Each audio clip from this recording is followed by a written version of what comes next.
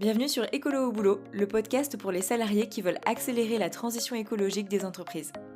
Vous êtes sur un format express, avec quelques extraits des meilleurs moments de l'épisode de podcast qui est sorti la semaine précédente. Je vous laisse écouter. D'ailleurs, moi j'utilise souvent cette métaphore qui a été utilisée par Aurélien Barraud, qui dit qu'on peut déforester l'Amazonie avec un bulldozer électrique et donc décarboner, mais les effets seront les mêmes, à la fin il n'y aura plus rien. Donc je pense que la métaphore est assez claire pour tout le monde. Et donc il est important de comprendre que climat et biodiversité sont intimement liés et que c'est en rendant une place réelle et une place sérieuse aux vivants qui nous entourent, qu'on pourra atténuer les effets du changement climatique. Parce que la disparition du vivant entraîne en réalité ces changements climatiques. Et donc, comme les poules, les abeilles, on les loge, on les soigne, on les déplace, on les protège, on les nourrit parfois artificiellement s'agissant des abeilles, ou à certaines périodes de l'année. Et en réalité, il existe près de 1000 espèces, 83 si vous voulez le chiffre actuel qui va encore évoluer, 983 espèces d'abeilles en France métropolitaine. Et toujours en France métropolitaine, on a au moins 20 000 espèces d'insectes floricoles qui vont dans les fleurs, donc qui participent à la pollinisation. Les guêpes, les tentraides, les ichneumons, les papillons de jour, les papillons de nuit, les mouches, les cirfes, les hannetons, les scarabées, les bupresses, les longicornes, il y en a plein, plus de 20 000 espèces.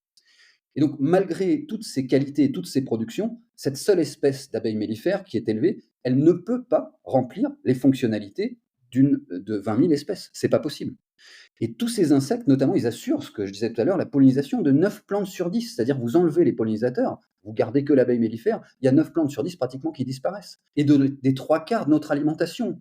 Donc, en fait, vouloir installer à tout va des ruches pour sauver les pollinisateurs, pour sauver la pollinisation, c'est un peu comme si on disait, pour enrayer la disparition des oiseaux, il faudrait qu'on installe des poulaillers partout.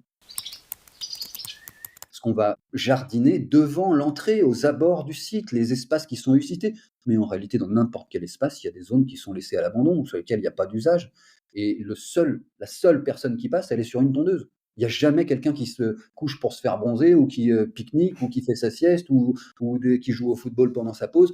Donc en fait, c'est quoi l'utilité ? C'est juste d'émettre des gaz à effet de serre, de détruire les ressources alimentaires, les gîtes, d'accélérer en fait le changement climatique et le fait qu'on va mourir. Enfin, c'est quoi l'intérêt ? Et en plus d'en perdre de l'argent. Donc, par les usages. S'il y a du monde, s'il y a un usage, on peut, pas on doit, mais on peut le gérer un peu plus, le jardiner, le rendre beau, esthétique, dans les critères et les canons actuels. Mais s'il n'y a personne, en réalité, on peut laisser les zones s'enfricher, qui vont s'emboiser. Alors, il y a les ronces, tout le monde a horreur des ronces. Elles apparaissent au bout de 3-4 ans qu'on a abandonné un terrain. Et en fait, c'est une plante primordiale qui transforme la prairie en forêt. Et si on abandonne ces espaces, ils vont devenir forestiers, c'est-à-dire qu'il va y avoir des arbres, des arbustes. Et ça, c'est beaucoup plus efficace en termes de captation du carbone, en termes d'ombrage, en termes de ressources alimentaires, de refuges, etc. Si ces extraits vous ont donné envie d'en savoir plus sur le sujet, allez écouter l'épisode entier. Il est déjà en ligne. Ce format express vous plaît ? Si oui, dites-le moi avec des étoiles ou commentaires sur votre application de podcast pour que je continue à vous les proposer. Ciao !